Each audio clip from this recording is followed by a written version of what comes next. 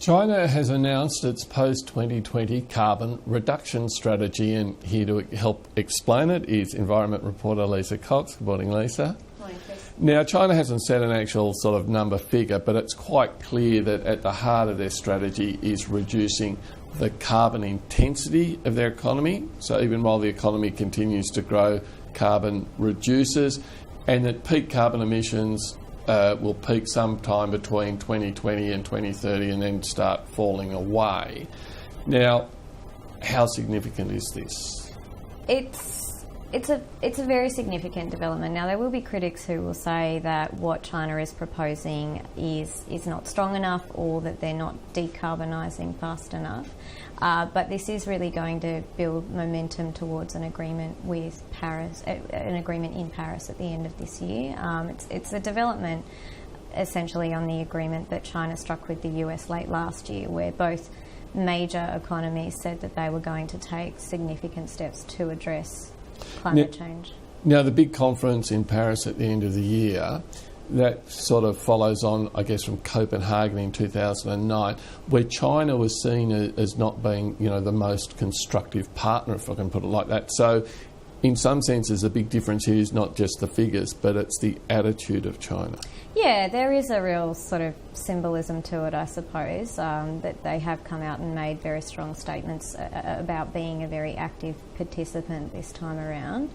I mean, there are some sort of key differences between what some of the major development economies have proposed as opposed to what China has put out overnight. I mean, the significant one being that what China is proposing is not an absolute target in terms of emissions reductions. Rather, they're setting a target based on each unit of economic growth. So essentially what they're committing to is cleaner economic growth as they go forward.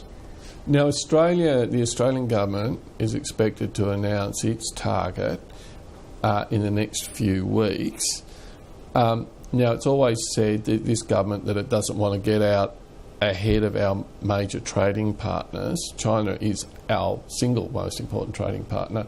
What does China's position mean for Australia's position? Well, you can probably look at that in two ways. I think in terms of our economy, there's obviously going to be a real sort of significant impact on our coal industry, because China is using some very strong language around, phasing out or scaling back their reliance on fossil fuels, and that's going to obviously have big implications for our coal export industry. And indeed, Australia is potentially, if that market is to continue, going to have to look towards other countries that we might be able to export our coal to, if that's the path that we go down. The other factor, of course, is where Australia goes with our commitments. There's been a lot of scrutiny on Australia's climate and environment policies in major international forums recently. We've had a lot of questions put to us about policies like direct action, about our emissions reduction targets, and one of the key countries that has been asking those questions has in fact been China, and there's an expectation that Australia will come forward with credible, strong targets in the next couple of weeks, probably around mid-July.